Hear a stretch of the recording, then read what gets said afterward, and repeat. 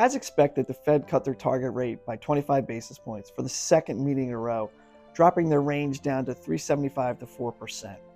They cited the softening labor market as the impetus to cut rates. They did, however, note that inflation remains elevated and they were focused on it. However, now for this meeting, they seem to be more worried about the labor market than inflation. Additionally, they announced that they're ending their balance sheet runoff program effective December 1st.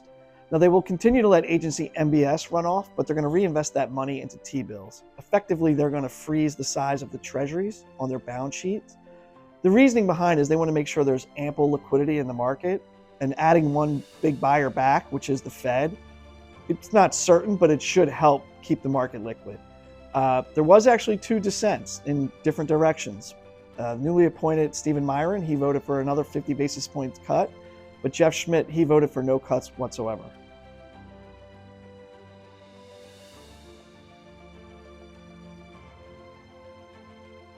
Powell's comments about December not being a foregone conclusion seemed to take the market a little bit off guard.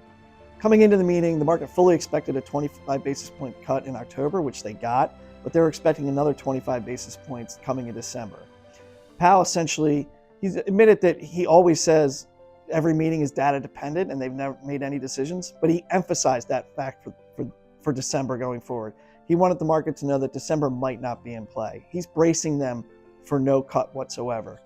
He did say that while the labor market is softening, it's not accelerating, and they are still concerned about inflation.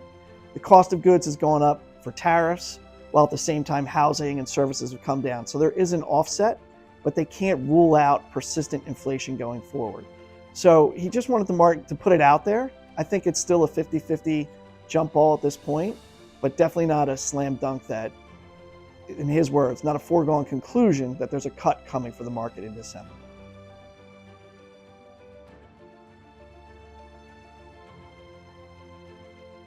I think Powell's foregone conclusion comments just make the case that you have to stay active in fixed income. And we've seen this a couple times. When you think back to 2024, we thought the market was going to get 7 cuts by the end of the year. And here we are 2 years later, and we've just gotten our 6th, and we may be pausing. And it's just not the Fed that throws curveballs. It's fiscal policy, it's geopolitics, it's pick an event that you didn't see coming. It makes the case that you can actually take advantage of opportunities. You shouldn't be wedded to some sort of duration or credit exposure.